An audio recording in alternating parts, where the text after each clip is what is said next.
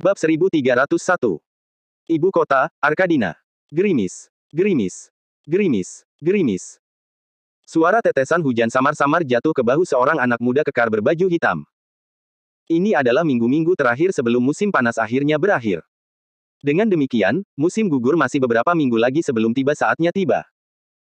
Namun, di awal September ini, hujan datang begitu lembut seolah memberi peringatan tentang apa yang akan terjadi. Dek kapal berderit dan bergeser di bawah kaki anak muda itu. Dan suara burung laut malam dengan cepat terbang menjauh dari dermaga yang berderit. Dia harus mengakuinya. Baunya masih tidak enak. Air asin, ikan busuk, kotoran kuda, bau tar, selan kapal, unggas dan segala macam bau bercampur aduk menghasilkan bau unik yang terus-menerus membombardir hidungnya tanpa ampun. Anak muda itu mengerutkan kening karena tidak senang, Brody. Bukankah kebijakannya sudah ditegakkan? Yang mulia, itu sudah dilakukan beberapa bulan lalu. Namun, beberapa orang masih keras kepala, diam-diam membuang segala macam sampah dan kotoran di perairan dan tanah sekitar dermaga, kata Brody. Dia adalah salah satu sekretaris William yang dulunya adalah salah satu ajudan ayahnya yang paling terpercaya. Bau busuk itu berasal dari semua barang busuk yang dibuang di tempat itu. Dan meskipun peraturan telah dibuat, banyak orang merasa lebih mudah membuang sampah di laut atau di sekitar pantai berbatu sandi. Dan sebagian besar waktu, para pelanggar aturan tampaknya adalah mereka yang datang dari benua mereka, baik secara rahasia maupun terbuka. Orang-orang ini menjadikan Arkadina dan seluruh Paino sebagai tempat pembuangan sampah besar.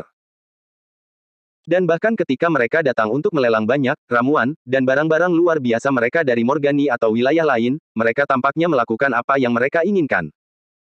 Biasanya, beberapa orang bisa bersiap untuk tidur di kapal jika keadaannya sangat nyaman. Masalah buang air besar di lantai D adalah hal yang biasa. Pada pagi hari, orang-orang yang ditugaskan untuk membersihkan D harus mendayung wajah-wajah itu. Namun, mereka tidak dibayar untuk menjadi pembersih toilet. Jadi, beberapa hal harus diubah. Tentu saja, mereka adalah orang-orang yang masih buang air besar dengan meletakkan puntungnya di sisi kapal. Dan jika itu menodai kapal mereka sebelum jatuh ke air, Anda sebaiknya percaya bahwa bau busuk itu akan terus ada. Namun yang paling menyebalkan adalah mereka akan membuang spons toilet mereka yang kotor ke dalam air setelah tidak bisa dipakai lagi. Dan perbuatan itu secara alami akan mengapung, hanya menyebabkan seluruh tempat itu tampak seperti tempat pembuangan sampah terapung. Orang-orang berbagi spons toilet, semuanya rela berbagi pantat. Dan sekarang, bayangkan bagaimana mereka dulu hidup, William dan banyak orang di Paino tidak bisa menahan diri untuk menggigil karena jijik. Tempat tidur. Bagaimana mungkin mereka menggunakan ranting, rumput, spons, dan kain keras untuk membersihkan pantat mereka? Lebih dari itu, bagaimana mungkin mereka juga berbagi barang-barang ini di antara mereka sendiri di rumah yang sama? Ih, jorok.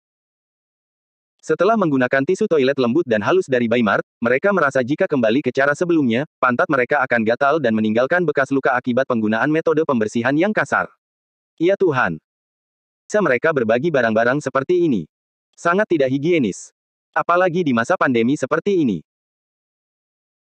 Selama bertahun-tahun, semakin banyak yang mereka ketahui, semakin mereka paham bahwa kebersihan dan perawatan yang buruk adalah alasan mengapa banyak penyakit bermunculan dari air yang tergenang berisi benda-benda penyakit yang membusuk ke berbagai situasi di sekitar tempat itu. Bagaimana mungkin mereka tidak jatuh sakit? Hewan-hewan, tikus, dan bahkan perairan di sekitar mereka membawa penyakit mematikan. Dan sekarang, melihat banyak spons toilet dan barang-barang kotor mengambang di air, cukup jelas untuk melihat bahwa mayoritas pencemar adalah orang asing. Dan pada pukul 5 pagi, para pekerja dermaga harus mengeluarkan perahu dan kano mereka dan mengambil setiap barang yang mengapung, serta membersihkan lantai dermaga dan tepian berpasir juga. Semua itu karena sebagian orang tidak memiliki sopan santun atau rasa hormat terhadap peraturan yang secara harfiah ditempel pada papan-papan besar di seluruh geladak. William mencibir. Heh. Sepertinya dia harus menaikkan denda bagi orang asing yang tertangkap melanggar aturan. Mungkin mereka tetap melakukannya karena mereka merasa denda yang berlaku saat ini adalah uang receh. Kalau begitu, mengapa tidak menaikkannya hingga 200% untuk orang asing? HMHM. Sebut saja dia tukang buli semau Anda.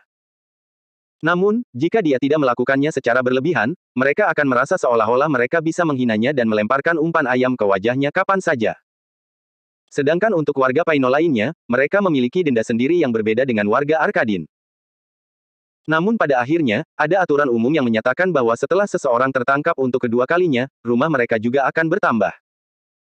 Dan jika ada orang dalam asosiasi pedagang, ada hak-hak tambahan yang juga akan dicabut dari mereka. Karena itu, banyak yang tidak membangkang. Selain itu, mereka telah beradab selama bertahun-tahun, membuang sampah mereka di banyak tempat sampah di seluruh pelabuhan. Hanya orang asing yang tampaknya tidak peduli. Lewat tengah malam, Din. William dan tim elitnya bergerak di tengah hujan gerimis ringan. Dan tepat di depannya tampak beberapa kapal asing besar yang berbaris anggun. Mata Brody dan yang lainnya berbinar karena tidak senang. Bajingan. Beraninya mereka memanggil Yang Mulia seolah-olah dia bukan apa-apa. Banyak yang ingin menghunus pedang mereka dan menebas potongan-potongan sampah ini, sehingga perahu mereka pun tenggelam ke dasar laut. Sialan mereka. Sialan mereka karena meremehkan Paino dan Yang Mulia. Mereka mengerti mengapa Yang Mulia memutuskan untuk keluar. Namun, mereka tetap merasa dirugikan dalam masalah tersebut. William memandangi galai-galai raksasa yang sedikit lebih besar dari kapal-kapal kerajaannya, hanya merasa bahwa ia perlu memperbaiki Arkadina secepatnya. Bagi Morks yang memanggilnya, tidak ada kata terlambat bagi seorang pria untuk membalas dendam. Jadi mengapa tidak mengikuti cara sepupunya Landon, yang terkenal dengan bertingkah seperti babi untuk memakan hangol? William menjilat bibirnya dengan main-main. Menarik. Ketegangan. Udara terasa rapuh dan keras karena ketidakpastian. Dan seperti patung, ksatria asing yang tak terhitung jumlahnya berbaris dengan gagah di sepanjang jalur dermaga dekat kapal mereka. Baik gerimis maupun angin laut yang agak dingin tidak menghalangi mereka untuk berdiri diam seperti patung. Pedang di pinggang, bunga emas di tangan, dan pakaian yang sangat indah, semuanya menunjukkan kekuatan dan kekayaan para pengunjung asing ini. Siapa? Siapakah dia? Siapa pemilik armada kapal yang luar biasa ini? Di seberang dermaga Paino, beberapa orang di dalam kapal-kapal biasa milik para pedagang Paino, bangsawan, nelayan, dan banyak lagi, kini diam-diam menyaksikan pertunjukan itu dengan segala macam pertanyaan dan pikiran di benak mereka. William sepenuhnya ditutupi dengan salah satu topeng pangeran hantu yang terkenal dan jubah hitam. Banyak orang tidak tahu siapa dia. Meskipun demikian, mereka dapat mengenali pakaian para pengawal kerajaan Arkadinian. Dan petunjuk ini saja membuat mereka merasa bahwa mungkin pengunjung aneh ini adalah tamu-tamu yang mulia. Tidak ada yang bisa memastikannya saat ini. Jadi, yang bisa mereka lakukan hanyalah menonton acaranya. Din. Tim William berjalan melintasi dermaga, mendekati galai utama, yang merupakan kapal terbesar dari semuanya, dan bagian atasnya juga dicat dengan warna emas. Layarnya berwarna merah muda, dan bahkan tali yang mengendalikannya pun diwarnai merah. Dari kejauhan, cahaya bulan tampak terpantul di kapal yang dicat emas itu, membuatnya berkilauan cemerlang. Menakjubkan, menakjubkan. Sungguh indah. Sayangnya William tidak sempat menghargai penampilannya yang menakjubkan dan mengagumkan itu. Wus. Mata William bergerak ke kiri, ke kanan, dan ke belakang.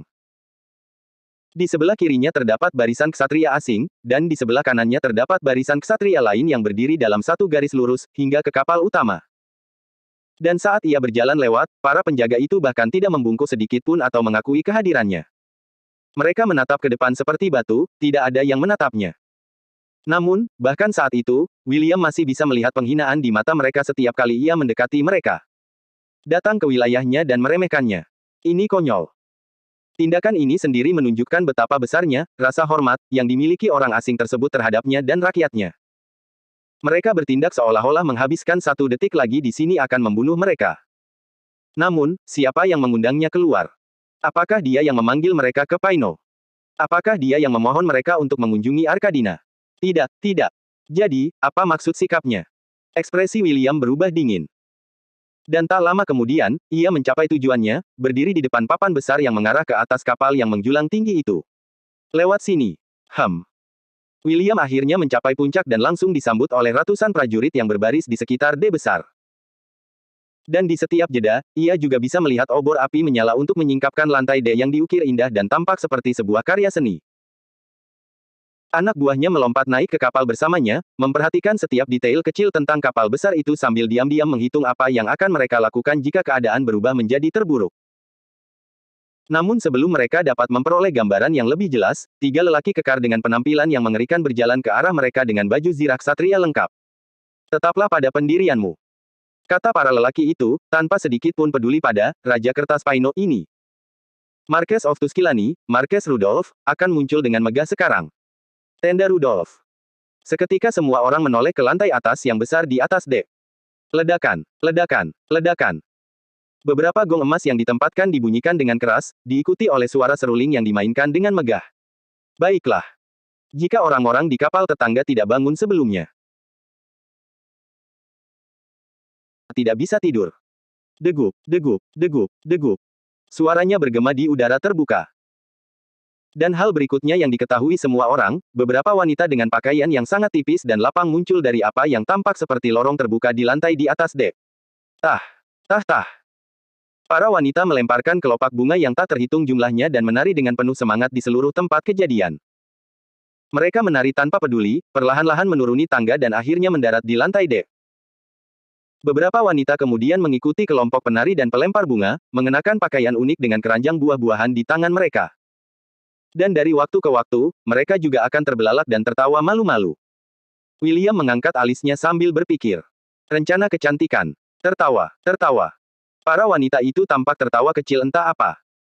Tentu saja, setelah kelompok wanita ini ada kelompok lain yang mengenakan pakaian yang sangat terbuka.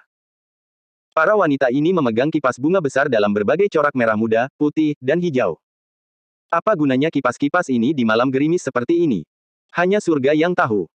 Tapi, dengan ukurannya, mungkin kipas-kipas ini bisa berfungsi sebagai payung. Meski begitu, hujan samar-samar sudah mulai berhenti. Hujan begitu samar-samar sehingga hampir seperti tidak turun. Dan tampaknya tidak ada yang memperhatikannya juga. Sebaliknya, hujan tampaknya menaikkan panas yang telah lama terperangkap di bawah tanah. Dan kini, meski semilir angin laut yang bertiup sepoi-sepoi memberi kelegaan yang menyegarkan, namun tak dapat dipungkiri hawa panas masih menyelimuti mereka. Malam-malam akhir musim panas masih sekeras sebelumnya. William dan anak buahnya menatap pemandangan yang sangat menggoda itu, yakni para wanita yang tengah bermain-main dan tetap berdiri tegap, bertindak seolah-olah mereka tidak dapat melihat wanita-wanita itu sama sekali. Pakaian yang dikenakan para wanita ini sangat tipis, memperlihatkan puting susu mereka dan setiap bagian tubuh lainnya. Tetapi, di tengah-tengah musuh potensial, mengapa mereka memikirkan hal ini? Para wanita itu berjalan melintasi dek, berusaha semaksimal mungkin untuk tampil memikat dan memikat seperti sebelumnya. Dan tak lama kemudian, orang yang mereka tunggu-tunggu akhirnya memutuskan untuk muncul. William terkekeh main-main. Bagus. Dia ada di sini. Sekarang, mereka bisa sampai ke akar-akar masalahnya. Lagi pula, dia harus kembali tidur, bukan? Tinggi dan menakutkan. Itulah beberapa kata pertama yang terlintas dalam pikiran banyak orang ketika melihat raksasa menuruni tangga. Dan saat dia bergerak, semua anak buahnya membungkuk dalam-dalam ke arah tuan mereka. Namun William dan anak buahnya bahkan tidak bergeming sedikit pun saat melihat kekuatannya. Bodoh sekali. Apakah orang-orang ini mengira mereka akan tunduk kepada mereka karena semua ini? Terlebih lagi, dia, William, adalah seorang raja. Dan yang terbaik, ada banyak penguasa Paino yang menundukkan kepala mereka kepada orang asing berpengaruh lainnya. Namun dia tidak akan pernah menjadi salah satu dari mereka. Terutama setelah mereka tidak melakukan apapun selain tidak menghormatinya sepanjang malam. Lucu sekali. Din, din, din, din. Pria jangkung dan besar itu turun ke tempat kejadian, mengambil tempat di atas apa yang tampak seperti singgasana yang dibangun khusus untuknya di dek yang berdiri di atas podium persegi panjang. Lelaki itu mendudukkan tubuhnya yang besar di kursi, memposisikan dirinya seperti seorang raja sebelum memberi isyarat agar William dan yang lainnya akhirnya boleh mendekatinya. Marquez akan menemuimu sekarang. Salah satu pria berkata kepada William sebelum memimpin jalan, tidak memberinya waktu untuk menjawab. Cak. Kasar amat. William menyipitkan matanya dengan dingin, menghitung semua kejahatan mereka terhadapnya dalam kepalanya. Nah, dia ingin berperan sebagai babi untuk memakan Hangul. Jadi, sampai dia tahu tujuannya, barulah dia akan menunjukkan cakarnya kepada musuh. Duduklah. Perintah lelaki kekar itu. Dan William melakukan persis seperti yang diperintahkan, duduk di bangku yang baru saja mereka bawa untuknya. Kamu lihat aku lihat kamu. Keduanya saling menatap dengan sengit, mengamati dan menganalisis satu sama lain dari ujung kepala sampai ujung kaki dengan penuh perhatian. Tak lama kemudian, William memutuskan kontak mata karena kalah. Marquez Rudolph mencibir dalam hati. Sampah rendahan. Berani bersaing denganku. Heh. Lemah. Rudolph menatap William yang cemas dengan jijik. Dia tahu bahwa orang-orang ini sampah. Tapi bagaimana mereka bisa seburuk itu? Sepertinya selain mendiang Alec Barn, tidak ada seorang pun di benua menyebalkan ini yang berani menatapnya dalam-dalam begitu lama. Ada alasan mengapa ia dijuluki The Abyss. Dia telah membuat banyak orang mati rasa karena ketakutan hanya dengan sekali pandang saja. Yah, setidaknya meskipun anak laki-laki di depannya itu sampah, dia masih lebih baik daripada banyak orang lain karena dia bisa mempertahankan tatapannya selama beberapa tarikan napas. Butuh waktu semenit dan beberapa detik sebelum William berhenti. Senyum lebar kini terpampang di wajah Marquez Rudolph setelah memberi targetnya sesuatu untuk ditakuti. William Barnes. Seorang penyintas yang beruntung yang berhasil menipu dan mengalahkan pamannya, Alec Barnes, dari balik bayang-bayang. Aku sudah banyak mendengar tentangmu. Dan meskipun awalnya cukup mengesankan, itu jauh dari kata mampu dan layak untuk menjadi penguasa kekaisaran yang luas ini. Kata Rudolph dengan nakal sebelum menggigit anggur lezat yang terhampar di hadapannya. Nada bicara dan sikapnya tampak santai. Namun, tatapan matanya yang tajam menunjukkan sesuatu yang lain. Mereka dingin, kejam, dan menceritakan banyak hal tentang apa yang akan terjadi pada William jika dia tidak ikut. Bubuum, bubuum. Adrenalin mengalir deras di pembuluh darah warga Arkadinia sementara jantung mereka terus berdebar cepat karena gelisah. Apa maksudnya? Rudolph melirik ke arah para Arkadinian yang tegang dan terkekeh, apa? Apakah kalian pikir paman kalian telah duduk di atas tahta tanpa bantuan orang lain? Itu Toeb. Toeb. Apakah mereka bertemu langsung dengan anggota TOEP? Semua orang menelan ludah dengan mata terbelalak, menatap Rudolph lebih cepat seolah ingin membakar seluruh bayangannya dalam pikiran mereka. William sangat terkejut, setidaknya begitulah. Toeb sungguhan yang tidak pernah diberi peringkat, dan bukan bawahan. Sial. Dia tidak pernah menyangka akan bertemu mereka secepat ini. Marquez Rudolph melihat ekspresi mereka dan hanya mengira mereka terkejut dari perkataannya saja, tidak tahu bahwa status Toebnya telah terbongkar. Marquez menjilati bibirnya, menikmati rasa manis dan aroma anggur. Dia memang suka menyiksa targetnya secara mental. Oh, betapa menyenangkannya. William meliriknya dengan campuran ketidakpastian dan ketakutan di wajahnya, maafkan saya, Yang Mulia. Namun Anda mengatakan bahwa saya tidak cocok untuk memerintah Arkadina. Kalau begitu, bolehkah saya bertanya siapa yang memiliki kekuatan untuk memutuskan hal-hal seperti itu? Seketika, wajah Rudolph berubah dingin. Wah, kau tidak pantas tahu siapa sebenarnya para pengambil keputusan. Tapi seperti yang kukatakan, orang-orangku telah menempatkan pamanmu di atas tahta bertahun-tahun yang lalu. Dan jauh sebelum kematiannya, seorang penerus terpilih telah ditunjuk jika ia meninggal. Tentu saja, berdasarkan kesepakatan yang kita buat, pilihan pertama dan satu-satunya pamanmu adalah putra pertamanya, Pangeran Eli. Dan pilihan kedua adalah pilihan yang telah lama kami, para pengambil keputusan, pilih untuknya. Orang itu telah dipersiapkan di Kekaisaran Lingingberg, Veinita, dan akan segera datang untuk mengambil alih tempat yang seharusnya sebagai pewaris tahta. Iya. Orang itu memang memiliki darah bangsawan Arkadinian yang mengalir di tubuhnya. Kakeknya adalah saudara laki-laki kakekmu. Ledakan. William tidak percaya dengan apa yang didengarnya. Dia punya saudara lain yang masih hidup, tersembunyi di suatu tempat dalam kegelapan. Berkedip, berkedip. Informasi itu terlalu mengejutkan. Jadi, sepupu jauhnya ini akan kembali untuk merebut tahta. Dilihat dari keadaannya, sepupu ini seharusnya hidup dengan baik di Lingingberg dan bahkan mungkin mempunyai gelar besar. Lalu bukankah ini berarti orang tersebut akan segera mendekat dengan pasukan pria? Rudolph menyeringai, biasanya, kami akan membunuhmu secara diam-diam. Namun, sepupu itu begitu baik sehingga dia memutuskan untuk memberitahumu tentang masalah ini.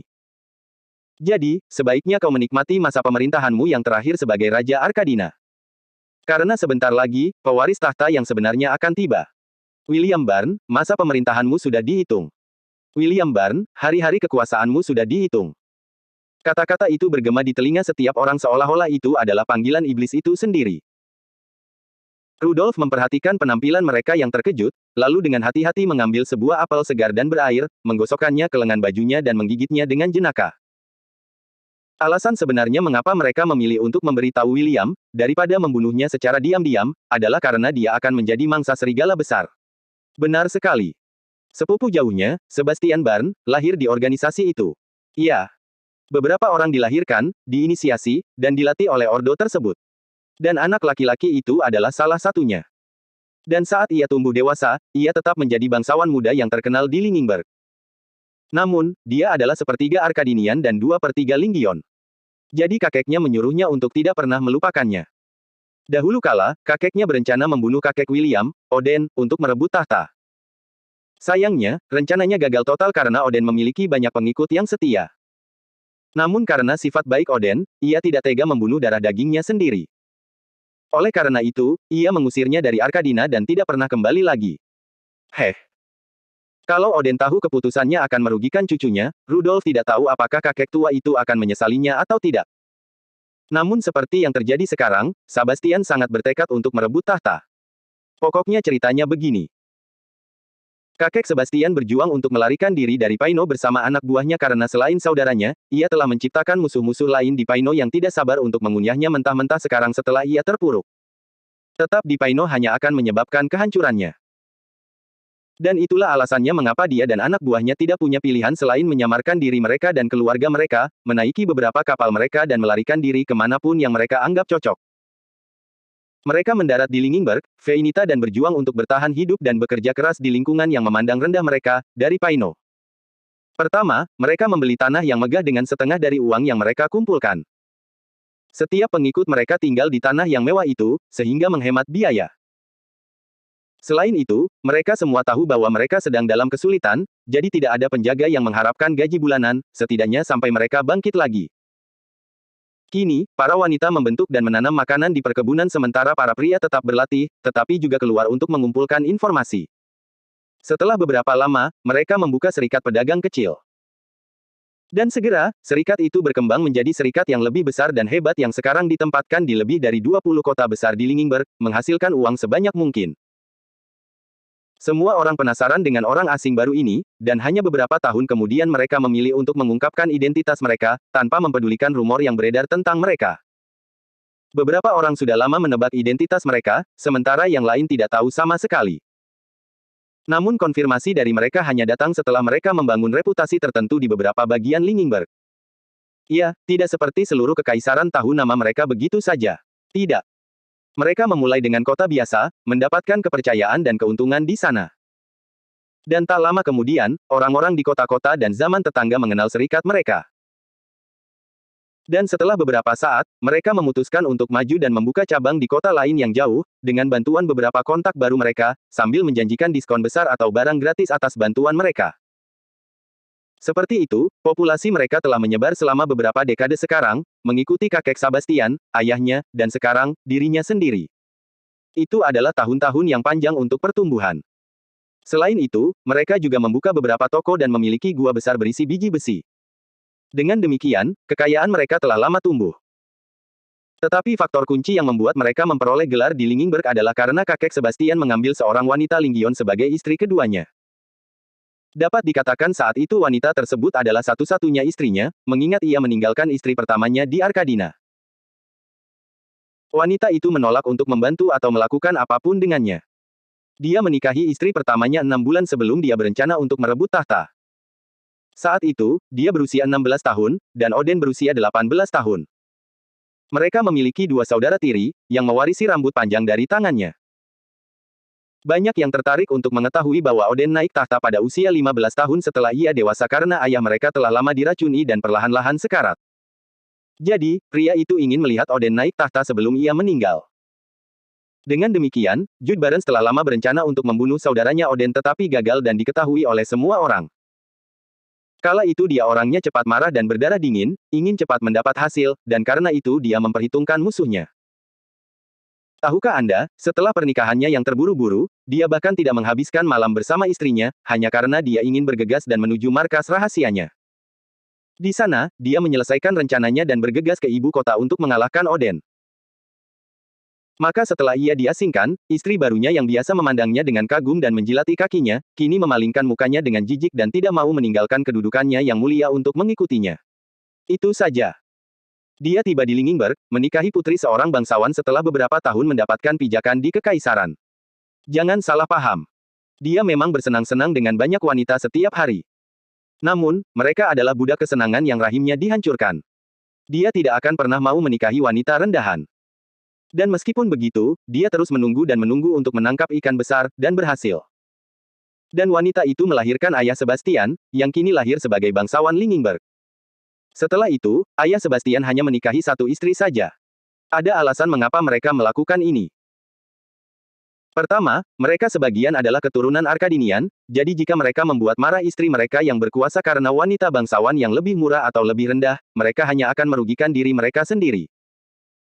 Pada saat yang sama, sikap mereka telah memenangkan kekaguman banyak wanita di Lingingberg yang ingin menjadi satu-satunya istri bagi suami mereka. Berjuang dan menghabiskan setiap hari di tempat-tempat haram memang melelahkan. Seperti itu, Sebastian Barn dan dua saudaranya lainnya terlahir sebagai bangsawan Linggion. Rudolf mengagumi keluarga Barn itu. Beberapa tahun sebelum kelahiran Sebastian dan saudara-saudaranya, ayah dan kakeknya baru saja bergabung dengan Toeb. Mengenai keinginan mereka, Jude biasa mendapatkan lebih banyak kekuatan di Lingingberg, sementara putranya menggunakan kekuatannya untuk menginisiasi semua anak-anaknya di masa mendatang ke dalam Toeb. Itulah keinginannya. Pada saat yang sama, mereka juga membangun kekuatan untuk saat salah satu anak lumbung mereka kembali ke Arkadina dan menguasai semuanya. Tidak ada kata terlambat bagi seorang pria sejati untuk membalas dendam. Sebastian memiliki 3 saudara kandung, seorang adik perempuan yang 2 tahun lebih muda darinya dan seorang adik laki-laki yang 3 tahun lebih muda beberapa bulan darinya. Ketiganya sangat dekat dan hangat satu sama lain, hampir tidak pernah terjadi pertikaian internal. Setelah lahir dan diinisiasi ke dalam Toeb, mereka masing-masing telah mengembangkan kekuatan mereka dan telah lama memutuskan siapa yang akan melakukan apa saat tumbuh dewasa. Sebastian mengambil alih, bersumpah untuk menjadi penguasa Arkadina dan membersihkan reputasi kakeknya. Toeb pada gilirannya percaya kepadanya, karena ia adalah seseorang yang mereka persiapkan sejak lahir. Jadi meskipun mereka sepakat agar Eli Barn menjadi pilihan pertama setelah kematian Alec, mereka diam-diam selalu mendorong Sebastian sebagai gantinya. Tahukah Anda berapa banyak hal yang dapat dengan mudah diselesaikan jika mereka memiliki orang yang sangat setia di atas tahta? Iya, mereka akan menepati janji Alec untuk meninggalkan Eli demi naik tahta. Dan setelah beberapa bulan, mereka akan membunuhnya. Hei! Betapapun marahnya Alec di akhirat, mereka tetap mematuhi peraturan dan meninggalkan putranya untuk mengambil alih kursinya, bukan? Akan tetapi, William adalah serangga yang bahkan tidak mereka duga akan datang. Siapa yang tahu bahwa ia memiliki kisah bertahan hidup yang mirip dengan Sebastian? Kecuali bahwa kisahnya lebih benar. Tapi kenapa? Kekuasaan berbicara, dan itu saja. Jadi yang bisa ia lakukan sekarang adalah mundur menunggu raja sejati datang. Rudolf memijat dagunya sambil berpikir. Dia telah ditempatkan dengan tujuan tunggal untuk melakukan pekerjaannya sendiri, jika Alec meninggal. Hehehehe. Seringkali, dia menemukan kakinya tergeletak di sana menunggu berita kematian Alec. Secara khusus, ia akan ditempatkan secara permanen di sana selama periode bebas pembunuhan ketika para anggota dapat merencanakan dan bunuh diri. Namun, ia berada di departemen tertentu yang dikecualikan dari hal ini, dan lebih merupakan tipe polisi, yang mencari dan mencatat mereka yang tewas. Jadi dia ditempatkan di sana, berencana untuk mendapatkan informasi tentang beberapa anggota di Veinita, dan juga beberapa di Paino. Hanya ada 6 orang yang menjadi fokusnya. Selain itu, kasus Alec unik karena setelah ia meninggal, Rudolf juga punya pekerjaan lain, yaitu mewujudkan keinginan Sebastian. Aturan Toeb menyatakan bahwa anggota tidak dapat membunuh satu sama lain kecuali selama periode bebas pembunuhan. Jadi saat itu, tidak peduli seberapa besar Sebastiana dan keluarganya menginginkan tahta Arkadina, melakukan apapun terhadap Alec adalah sebuah kejahatan. Selama masa pembantaian, mereka juga sibuk melindungi diri mereka sendiri. Jadi yang bisa mereka lakukan hanyalah menunggu bajingan itu mati. Seluruh kejadiannya hanyalah kekacauan besar yang dramatis. Rudolf selalu pergi ke kota pesisir itu untuk tinggal di sana selama 8-9 bulan ke depan sampai dia mendapat kabar tentang situasi Alec dan beberapa orang lain di Veinita dan Tenola. Tentu saja, dia bukan satu-satunya yang mengawasi atau memeriksa mereka. Setiap penegak hukum memiliki daftar orang yang tersebar di berbagai daerah. Jadi, mengenai anggota Toeb lainnya seperti Noklin, itu bukan urusan dan yurisdiksinya. Dia hanya fokus pada daftar yang dimilikinya. Dan seperti yang dikatakannya, selain menjadi penegak Toeb, dia juga ditugaskan menjadi salah satu dari 4 unit utama yang bertugas mengabulkan keinginan Sebastian. Dia baru saja tiba di wilayah pesisir beberapa bulan sebelumnya, dan langsung mendengar tentang kematian Alec dan seseorang bernama William yang naik tahta. Jadi tentu saja, dia mengirim kabar tentang langkah selanjutnya kepada Sebastian dan para pemimpinnya, sebelum mengambil tindakan terhadap William. Pertama, William melakukan pelanggaran pidana berat karena membunuh anggota Toeb Alec yang tidak dapat digunakan lagi melalui hukuman mati. Ordo ini melindungi jenisnya. Jadi, siapapun orang luar yang menyentuh anggota tubuh akan dihukum berat. Tetapi, karena Sebastian ingin mempermainkan William dan membuatnya putus asa seperti tikus percobaan, mereka telah lama menyusun rencana rumit untuk membuatnya hidup di neraka tepat sebelum tahtanya direnggut. Benar sekali. Seharusnya anak-anak Ellie dan Alec lainnya yang menghadapi situasi ini. Akan tetapi, karena mereka tidak tersedia, maka William harus melakukannya. Bagi Sebastiana dan keluarganya, William adalah perwujudan Odin. Jadi ya, mereka ingin memperlakukannya seperti mereka memperlakukan Odin sendiri. Artinya, ayah William, ibu William, dan semua orang lainnya harus menderita hingga tiba saatnya mereka mati. Jude Barnes masih hidup di Lingingberg hingga hari ini. Jadi untuk acara penutup, dia akan datang dan menjadi orang yang memenggal kepala William dan siapapun yang mirip Odin. Karena memang benar William sangat mirip Odin, seolah-olah dia adalah saudara kembar Odin. Dia akan mendapatkan suguhan yang luar biasa di bulan-bulan berikutnya. Seperti itu, Rudolf hanya tinggal di wilayah pesisir itu selama 2 minggu sebelum berbalik menuju Arkadina dan berlayar menyusuri sungai Banvia yang mengarah ke ibu kota. Sungai itu lebih dalam dari sungai Nil di bumi. Dan karena pentingnya tempat ini, jumlah penjaga yang ditempatkan di sana selalu sangat banyak. Ada juga kontrol sungai, dengan beberapa jembatan angkat besar yang dibuat untuk menghentikan kapal agar tidak maju, seolah-olah mereka sedang membangun pos pemeriksaan jembatan di seluruh zona tersebut. Tentu saja, karena Rudolf berasal dari Veinita, para pengawal mengizinkannya lewat.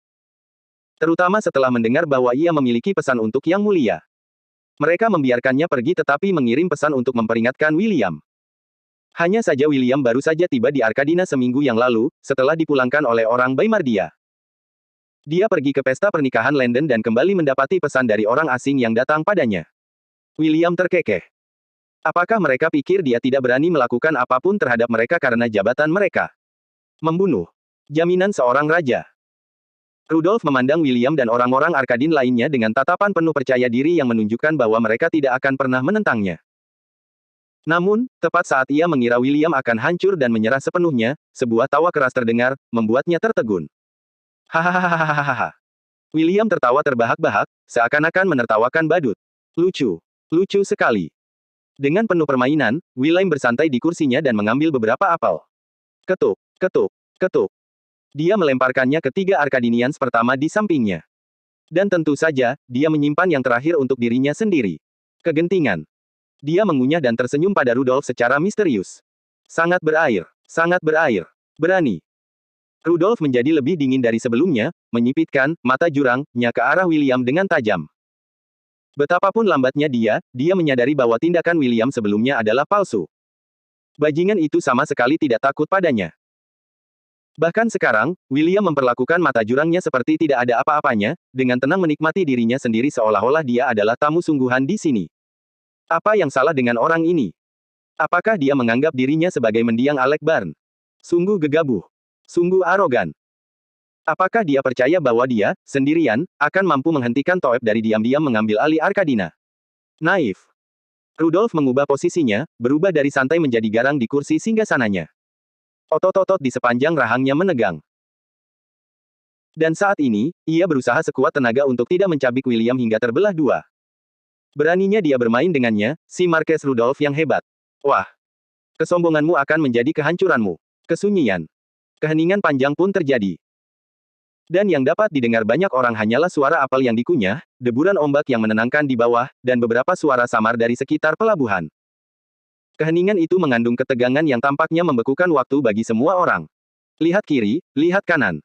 Rudolf memberi tanda kepada anak buahnya. Dan mereka pada gilirannya menghunus pedang-pedang suci mereka, memegangnya sekuat tenaga. Para wanita juga mundur, membuat diri mereka tidak ada lagi. Setiap orang punya perhitungan kecil dalam hatinya. Ketuk, ketuk, ketuk, ketuk. Rudolf mengetuk sandaran tangan singgasananya, matanya terus menatap William seakan-akan dia adalah binatang buas yang sedang memburu mangsanya. Jadi, apakah ini pilihanmu? Remuk. William menggigit apelnya, mencerna nutrisinya dengan sangat lambat. Dan ketika akhirnya selesai, suasana hatinya yang santai berubah. Ledakan. Binatang buas itu dilepaskan. Aura kuat William meledak di layar, membuat banyak orang menatapnya dengan waspada. Berpura-pura. Berpura-pura. Tidak ada keraguan lagi sekarang. Orang ini pasti sedang mempermainkan mereka sebelumnya. Bagus. Bagus. Bagus sekali Arkadina. Mereka tampaknya punya bakat melahirkan anak-anak pemberontak. Semua orang dalam hati mengutuk Arkadina dan sifat pemberontaknya. Lagi pula, mayoritas orang dalam sejarah Paino yang pernah menentang Toeb tampaknya berasal dari Arkadina. Seolah-olah orang-orang di sini terlahir dengan tingkat keras kepala tertentu, mencoba melawan takdir mereka. Maksudnya, entah untuk tujuan baik atau buruk, tidak dapat disangkal bahwa Arkadina tampaknya adalah orang yang keras kepala di Paino. Ya, Arkadina dan Deiferus. Bagi Toeb, sepanjang sejarah, The-Dua selalu menjadi pembuat onar di Paino. Tatapan William dingin. Kalian datang ke wilayahku, memasuki gerbangku dan berbaris dengan bersemangat, hanya untuk mengatakan omong kosong ini padaku. Sampah. Wajah orang-orang asing itu segera berubah pucat. Namun, mereka tetap diam. Kalian masuk ke wilayahku, menyuruhku. Tidak. Memerintahkanku untuk turun tahta, sebagai apa? Sebagai dewaku. Apakah kalian omegaku? Apakah kalian leluhurku? Siapa kalian semua sehingga aku harus memberikan muka dan mendengarkan omong kosong kalian? Puff. Bahahaha. Ei. Sudah lama sekali aku tidak tertawa seperti ini. Lucu sekali. Kalian semua pelawak yang hebat. Daripada melakukan semua ini, mengapa aku tidak mempekerjakan kalian semua sebagai pelawak resmi istanaku saja? Bam. Cukup. Suara gemuruh Rudolf meledak di seluruh tempat kejadian, diikuti oleh suara meja pecah, hancur di depan mata mereka. Rudolf telah membanting tinjunya ke atas meja dengan teknik dan prasekolah, menyebabkan garis zigzag sebagai bentuk pada permukaannya. Dan hal berikutnya yang mereka tahu, semua mangkuk kecil berisi makanan itu miring ke tengah sebelum jatuh ke tanah di bawahnya. Sinar makanan. Dentang. Mangkuk buah emas jatuh berhamburan. Tubuh Rudolf gemetar karena amarah yang membara yang dapat membakar seluruh hutan hingga rata dengan tanah. Berani sekali kau. Suaranya rendah tetapi kuat. Berani sekali kau menganggapku sebagai pelawak biasa. Bagus. Kuharap kau masih bisa menganggap semua ini lelucon begitu kau mendapati dirimu, anak buahmu, dan keluargamu dikuliti dan digantung di atas tembok kota agar semua orang bisa melihatnya. William menyipitkan matanya dengan berbahaya, apakah itu ancaman? Tidak. Itu jaminan. Kesunyian. William terdiam sejenak sebelum bertepuk tangan untuk orang bodoh besar di hadapannya. Tepuk. Hebat. Sungguh hebat. Tentu saja, aku juga suka jaminan. Tapi, Pak Tua, apakah jaminanmu akan terwujud atau tidak, itu masih jauh di masa depan. Untuk saat ini, tidakkah menurutmu sebaiknya kau khawatir tentang jaminanku saja? Jaminan. Apakah dia mencoba untuk perbesar? Mata Rudolf menjadi fokus seperti laser. William Barn, apakah kamu berani? Baiklah, bukan saja aku berani melakukannya, tetapi aku juga menjamin hal itu kepadamu, kata William, dengan senyum lebar di wajahnya. Pelanggaran nomor 1, tidak menghormati seorang raja dan memanggilnya keluar seolah-olah dia hanyalah bawahan. Pelanggaran nomor 2, memerintahkan dia turun tahta. Pelanggaran nomor 3, mengancamnya dengan nyawa keluarganya, anak buahnya dan rakyatnya. Tindak pidana nomor 4, tergabung dalam Toeb. Dan akhirnya, pelanggaran nomor 4, terlalu tidak menyenangkan untuk dilihat.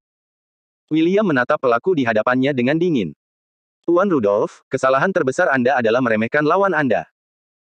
Jadi, inilah jaminan saya, William Barn, akan berjanji bahwa tidak seorang pun dari Anda akan dapat meninggalkan Arkadina hidup-hidup. Prajurit, hancurkan mereka.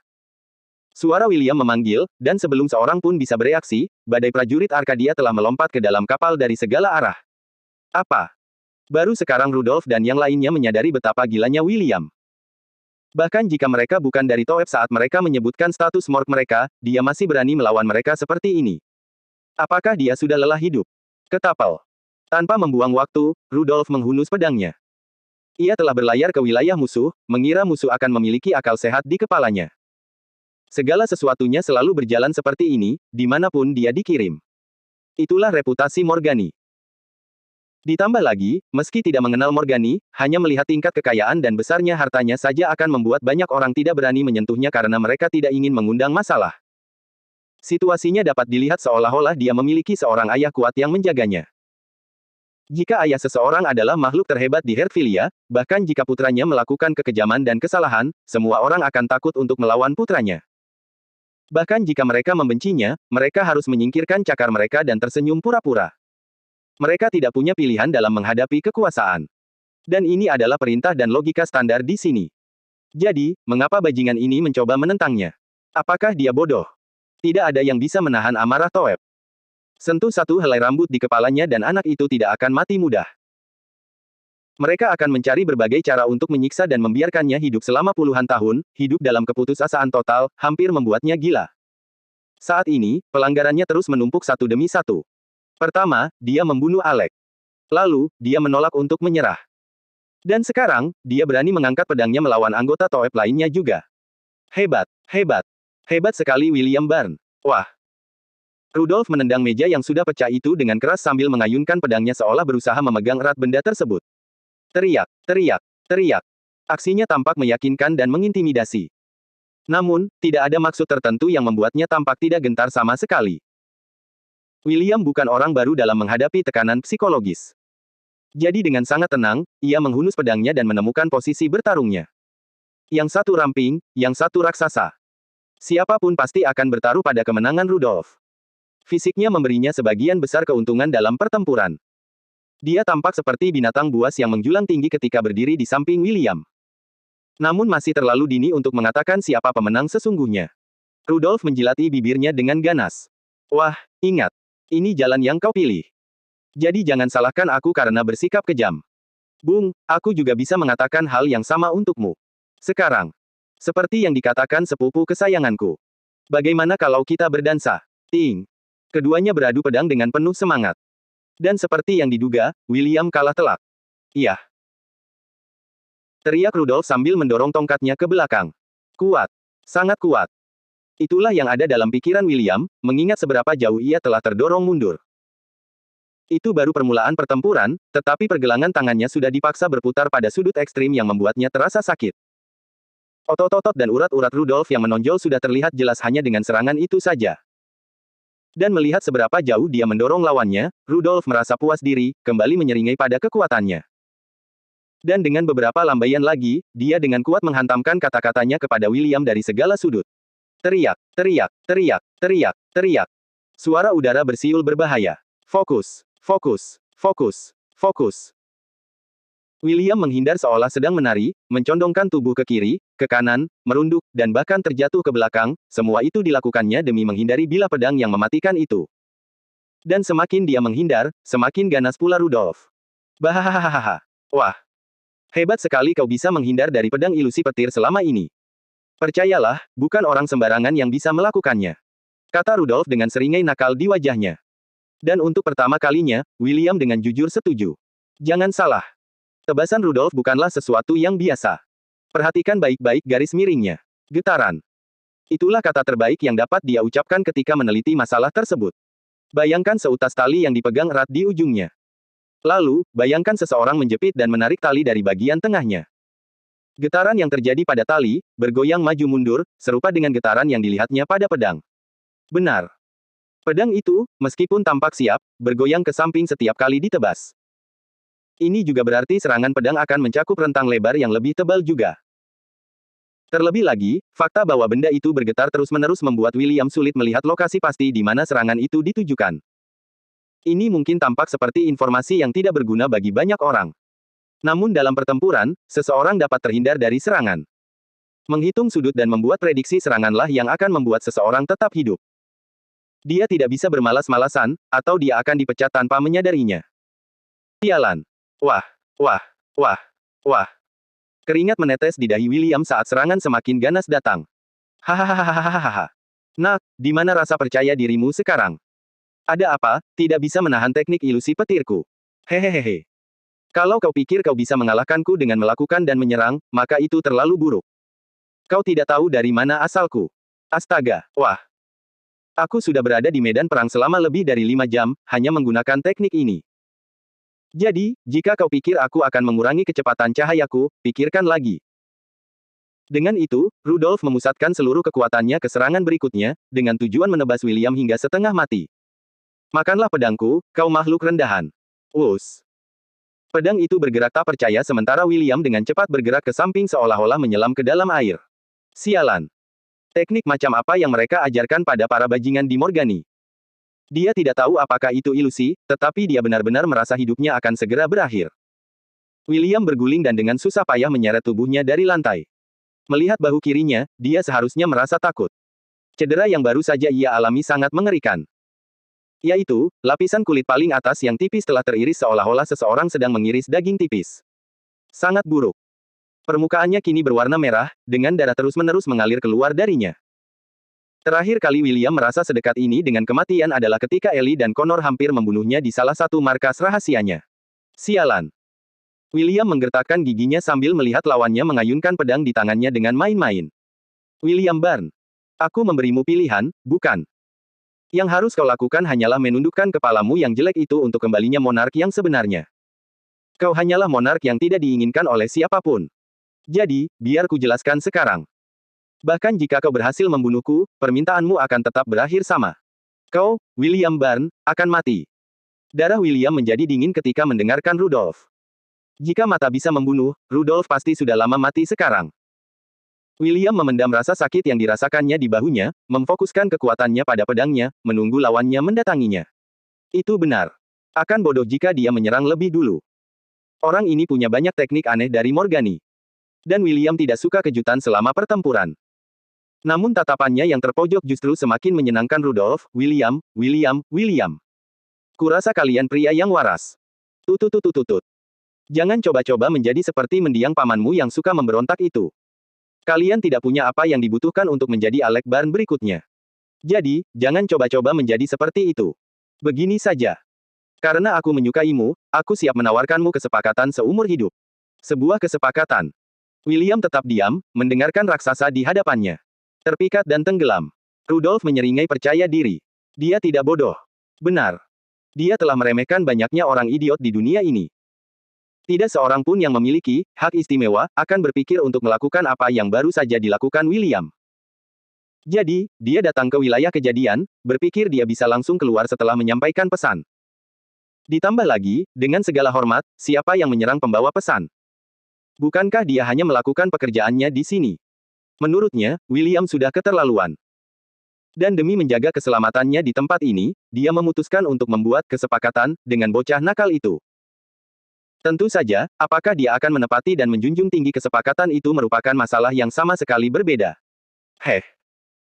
Sekarang setelah dia mengatakan apa yang ingin dia katakan, yang ingin dia lakukan hanyalah pergi, kembali dan melaporkan dengan kasar tentang si calon Alec Barn ini. Rudolph tersenyum. Ya. Saya ingin membuat kesepakatan dengan Anda. William mengerutkan kening. Apa yang sedang dilakukan bajingan ini sekarang? Bicaralah. Aku mendengarkan. Ayolah, William. Sederhana saja. Sekarang, tidak ada yang bisa kulakukan agar orang-orangku tidak datang menjemputmu. Tapi, ada hal lain yang bisa kuberikan dan kujanjikan. Alis William terangkat. Oh. Apa itu? William Barn. Tidak. Karena Anda sedang menikmati masa pemerintahan terakhir Anda, saya harus memanggil Anda. Yang mulia William, bukan. Seharusnya begitu, kata William datar. Sejak orang ini tiba di sini, dia memanggilnya William Barn tanpa gelar atau rasa hormat apapun. Rudolph terkekeh melihat kelakuan anak muda itu. Yang mulia William Barn. Meskipun saya tidak dapat melakukan apapun untuk Anda, jika menyangkut keluarga dan orang-orang terdekat Anda, saya memiliki kekuatan untuk membuat keajaiban terjadi. William memutar bola matanya ke atas. Langsung ke intinya. Tentu saja. Apapun yang Anda katakan, Yang Mulia. Kata Rudolph sambil berhati-hati menghindari banyak orang yang berkelahi di sekitarnya. Seluruh tempat itu dipenuhi dengan keganasan, karena semua orang tampaknya sedang berjuang demi hidup mereka. Sementara itu, dia dan William tampak datang ke sini hanya untuk hiburan. Rudolph melangkah mundur dengan tenang. Dan di tempat di mana ia pernah berdiri, orang lain segera jatuh terduduk saat melawan musuh. Ya. Rudolph dan William tampak asyik dengan dunia mereka sendiri. Yang mulia Barn, ini sederhana saja. Singkatnya, yang saya jamin adalah saat Anda meninggal, keluarga Anda akan aman. Seperti yang saya katakan, saya tidak bisa menghentikan bahaya yang menghampiri Anda. Namun, saya bisa melindungi atau menghentikan orang lain mendatangi keluarga dan teman-teman Anda. Ibu Anda, ayah Anda, teman-teman setia Anda, dan bahkan sepupu Anda di Baymar. Mereka semua akan tetap hidup hanya dengan satu perintah dari saya. Dan mengapa aku harus percaya padamu? Lagi pula, dalam kapasitas apa kau bisa melakukannya? Yang ku tahu, kau mungkin hanya seorang antek. Jadi apa yang membuatmu berpikir aku bisa percaya padamu? Pesuruh. Rudolph tertawa terbahak-bahak, dengan sedikit rasa jijik dalam suaranya.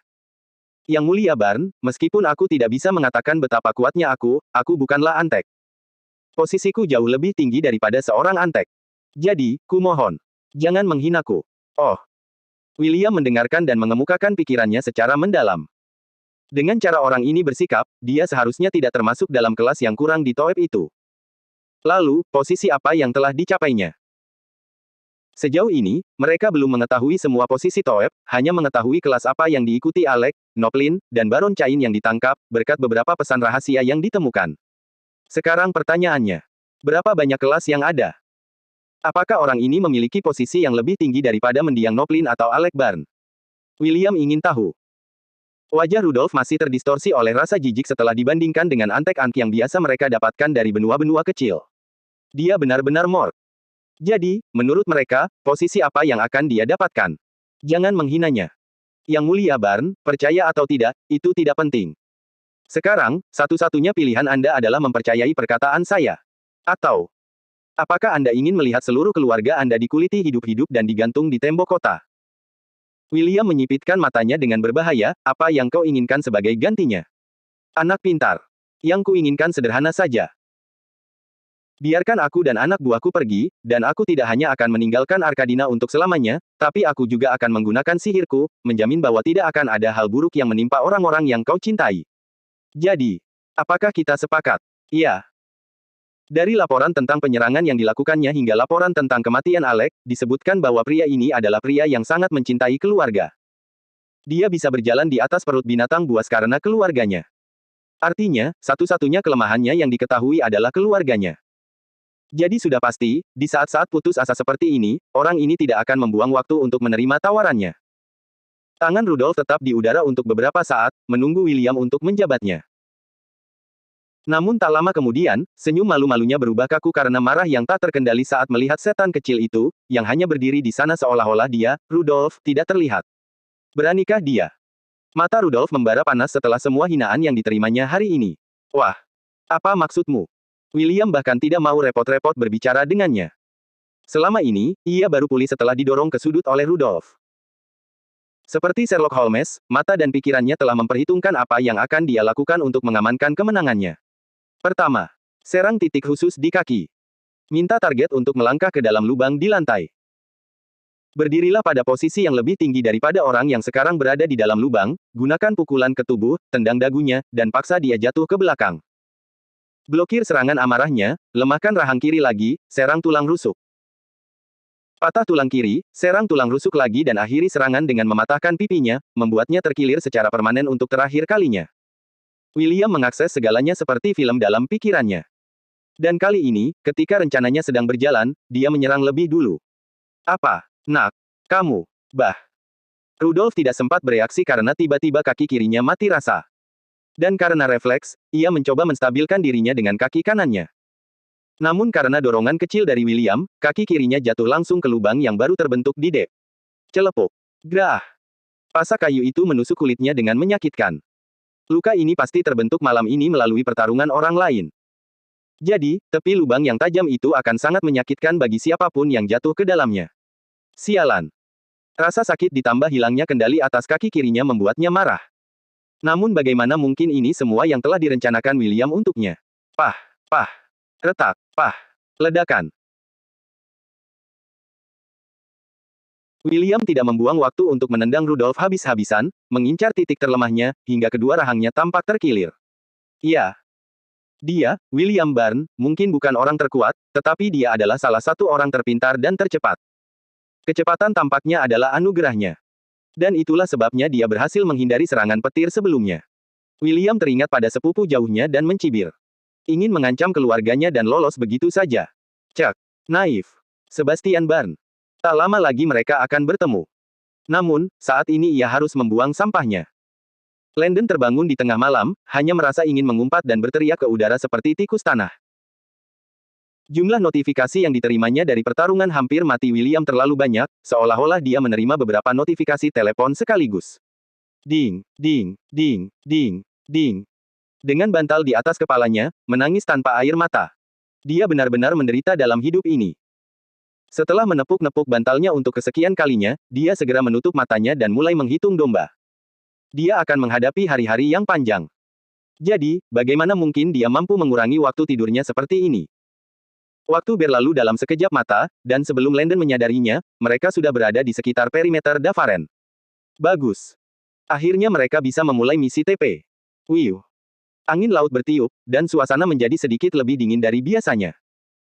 Beberapa hari terakhir hujan turun, dengan tetesan-tetesan air samar di bawahnya. Udara terasa suram, keras, dan penuh tekanan besar. Din, din, din, din, din. Para prajurit dan marinir berbaris menuju pos masing-masing, siap untuk mengenakan pakaian tempur dan berangkat atau tetap di dalam. 1, 2, 3, 4. Maret, Maret, Maret. Di dalam kapal, langkah kaki mereka yang berat menghantam tanah. Yang Mulia telah lama menyampaikan pidatonya, sementara mereka tetap berada di bawah dek. Itu benar. Kata-kata Landon bergema di seluruh komunikasi kapal. Dan dimanapun mereka berada, mereka dapat mendengarnya. Dengan itu, banyak pria dan wanita pemberani segera berangkat sesuai instruksi.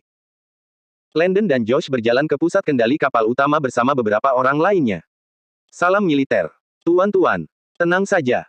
Perintah Landon. Dan dengan cepat, semua orang di ruang kontrol kembali duduk. Ada hal-hal yang lebih besar untuk dikhawatirkan. Yang Mulia, Mayor Jenderal Josh, tuan-tuan. Bintang-bintang tidak terlihat, awan-awan berkabut di atas, dan seperti yang diperkirakan, malam ini lebih gelap dengan sedikit atau tidak ada cahaya bulan yang menyinari kita. Kapten Raymond berkata. Dengan demikian, malam ini, unit-unit angkatan udara akan dapat lepas landas sebentar. Josh mengangguk sambil mendengarkan dengan saksama. Hujan telah menimbulkan sedikit kekhawatiran bahwa mungkin mereka tidak akan dapat menggunakan berbagai unit angkatan udara malam ini. Namun untungnya, hujan gerimis tampaknya telah berhenti pagi ini. Dan berkat navigator angkatan laut, yang juga mengambil kursus terkait cuaca dari akademi tersebut, ia pun segera memberikan prediksi tentang hal tersebut. Dari alat pengukur curah hujan, jarum penunjuk angin yang berputar, awan dan beberapa faktor lainnya, ada kemungkinan besar hujan tidak akan turun hingga besok atau hingga dini hari sekitar pukul 3 atau mungkin lebih awal. Jadi dengan jeda singkat dari hujan ini, mereka harus menghentikan kesempatan untuk mengirim tim angkatan udara secepat mungkin. Josh mengangguk puas, bagus. Bagus. Pantau terus cuaca. Beritahu tim bahwa saat mereka merasakan ada tetesan hujan, mereka harus segera kembali. Bagaimanapun, balon udara panas ditenagai oleh udara panas. Sebaiknya jangan sampai terjadi kecelakaan. Untungnya, meskipun hujan turun selama beberapa hari terakhir, belum tentu berangin. Seolah-olah musim gugur mencoba datang lebih awal tetapi terus-menerus dikalahkan oleh musim panas. Ya, mereka masih punya waktu seminggu dan beberapa hari sebelum musim panas berakhir. Landon mendengarkan dan diam-diam senang bahwa rencananya didasarkan pada laporan cuaca sistem yang, omong-omong, dibelinya dengan uang. F***. Tilda beranjak dewasa beberapa hari setelah musim panas resmi berakhir. Jadi, percayalah bahwa selama masa itu, hujan akan menjadi satu-satunya yang mengalahkan mereka jika mereka tidak memperhitungkannya. Bagaimanapun, misi penyelamatan mereka melibatkan balon udara. Artinya, mereka harus terbang dalam waktu yang cukup lama. Jadi, Landon memeriksa cuaca dan merasa yakin saat membuat rencananya. Selama masa penyelamatan ini, hujan tampaknya lebih banyak turun di siang hari. Dan pada malam hari, hujan akan berhenti. Kadang-kadang mereka harus berhenti bermain pada pukul 4 pagi, dan di waktu lain, mereka dapat berhasil menyelesaikan terbangnya pada pukul 6 pagi. Singkatnya, karena malam adalah waktu terbang mereka, Landon telah lama mendedikasikan diri untuk menentukan bagaimana mereka akan terbang selanjutnya. Pada akhirnya, Landon juga bersyukur bahwa misi penyelamatan terjadi pada akhir musim panas awal musim gugur. Kenapa? Karena hujannya pun tidak terlalu deras. Cuaca masih dalam masa transisi, antara musim panas dan musim gugur. Jadi, mereka diuntungkan di sini. Akan tetapi, jika ia menunda rencananya maksimal 2 hari, keadaan akan menjadi buruk karena hujan lebat akan turun, membuat mereka harus menggunakan kuda atau kereta untuk melarikan diri. Yang terburuk, mereka mungkin harus bersembunyi untuk waktu yang lama, hanya menunggu malam ketika hujan atau temuannya tidak terlalu banyak. Tentu saja, mereka juga bisa menunggu kendaraan Baymardian menyelamatkan mereka. Namun, itu akan mengungkap penyamaran mereka. Itulah sebabnya Landon ingin segala sesuatunya berjalan cepat dan sesuai rencana. Seperti itu, Landon, Josh dan beberapa orang berpengaruh lainnya semuanya melakukan pemeriksaan singkat terhadap berbagai operasi malam ini. Akhirnya, tibalah waktunya bagi mereka untuk berangkat juga. Kapten Raymond, ingat. Tetaplah tidak terdeteksi, dan mundurlah jika perlu. Iya, Yang Mulia. Bagus. Setelah itu, Josh dan Dorian meninggalkan ruangan. Mereka berdua mengenakan pakaian seperti karung dan wajah mereka juga kotor. Kulit mereka tampak menggumpal, dan bibir mereka tampak kering dan pecah-pecah karena terkena air laut. Dengan rambut acak-acakan, bau badan yang tak sedap, dan beberapa perubahan lainnya, mereka tampak seperti petani biasa di sepanjang jalan. Yang Mulia, koin tembaga milikmu. Ucap Brain sambil menyerahkan koin Rahel miliknya kepada Landon. Itu benar. Brain juga ada di sini. Lucu sekali. Yang mulia masih harus menyelesaikan dokumen. Jangan berpikir bahwa saat dia menjalankan misi ini, dia tidak akan melaksanakan tugasnya. Sepanjang waktu dia berlayar, dia bekerja. Landon memandang Brian, tidak tahu harus tertawa atau menangis di mana. Orang ini adalah tipe orang yang bisa mengejarnya sampai ke ujung dunia dan bahkan menguntitnya di kamar mandi untuk menyelesaikan dokumen. Landon menghela napas dan menerima takdirnya. Siapakah yang memintanya menjadi penguasa? Landon menaruh tas berisi barang-barangnya di pinggangnya dan pergi bersama Josh. Saatnya terlibat. Misi TP diaktifkan. Jam 10 malam. Aliran panjang kapal, perahu, dan perahu segala ukuran sedang menuju ke sana dan ke sana di sepanjang jalur tak terlihat di perairan. Di atas kapal, beberapa orang terlihat minum, berteriak, atau menonton pemandangan dengan ekspresi di wajah mereka. Udara asin membuat tenggorokan semua orang kering. Sebagian sibuk membersihkan kapal, yang lain mengendalikan layar, sementara sekelompok orang sombong lainnya hanya berdiri di sana, mengejek, menunjuk, atau mengagumi kapal-kapal lainnya.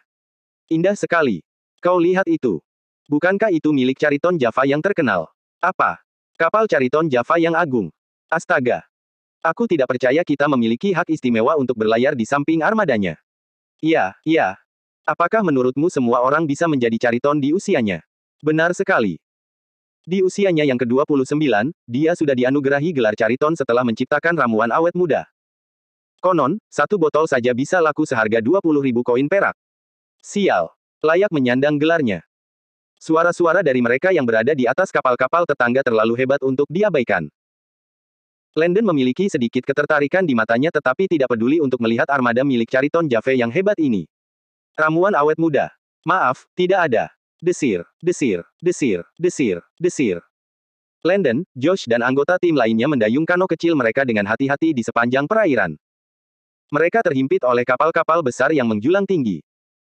Dan gelombang air yang disebabkan oleh kapal-kapal itu membuat mereka tampak seperti sedang berkano di sungai yang bergelombang seperti hutan. Adapun mencoba mengintip Chariton Java, buat apa repot-repot. Mereka bahkan tidak bisa melihat melewati kapal-kapal yang menjulang tinggi di sekitar mereka. Jadi tidak ada gunanya menjulurkan leher mereka dengan sia-sia. Sekarang, tugas utama mereka adalah sampai ke daratan dengan selamat, tanpa ada kano yang rusak. Untungnya, air yang bergolak di bawahnya memberinya dorongan atau momentum, sehingga mendayung mereka tidak terlalu sulit. Satu-satunya hal yang harus mereka kendalikan adalah arahnya, atau mereka akan menabrak dasar kapal lain, menghancurkan kano kecil mereka. Dayung, dayung, dayung perahu. Geng itu mendayung perahu mereka di tengah suara muntahan dari atas. Hei, hei, ayo cepat. Lihat orang-orang di bawah. Tunggu. Jika mereka ada di perahu-perahu kecil itu, bukankah itu berarti mereka berasal dari perahu kopi yang ada di suatu tempat jauh di dalam air? Aku juga memikirkan itu. Tapi lihatlah baik-baik di sana. Wow. Aku baru saja melihat seorang wanita di sana. Dan ada satu lagi. Iya, begini. Pria dan wanita tidak bisa mendayung bersama kecuali mereka adalah keluarga. Jadi kemungkinan besar mereka berasal dari kapal lain yang mungkin mengalami nasib buruk di laut.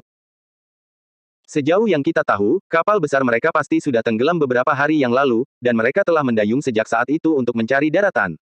Iya. Hal seperti itu bukan hal yang aneh. Lagi pula, aku pun pernah terdampar di pantai dan berjuang di perairan terbuka. Iya, pikirkanlah. Mereka tidak mungkin bangsawan atau memiliki kekuatan apapun karena wanita bangsawan mana yang akan merendahkan diri untuk mendayung perahu. Sial. Berada bersama kalian semua di atas kapal selama berbulan-bulan membuatku merindukan rasa daging wanita. Hahaha. Si tua Krugo melakukannya lagi. Pantas saja kau menganalisis status para wanita ini.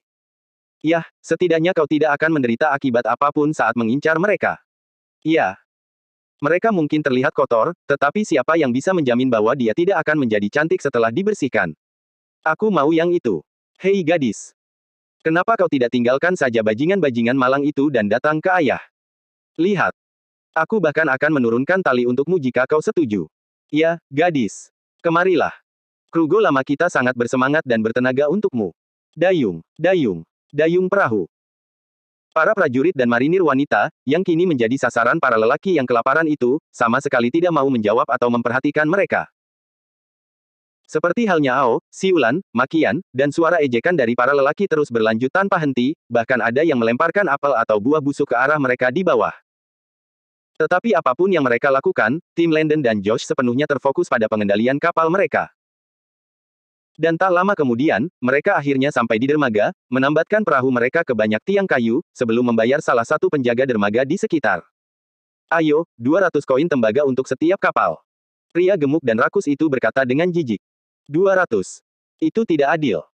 Kata salah satu wanita marinir, yang sangat cocok dengan perannya sebagai istri yang sedang berjuang. Yup. Begitu mereka sampai di sini, mereka memakai identitas palsu mereka sebagai lengan baju, seolah-olah mereka sedang berakting dalam film live action.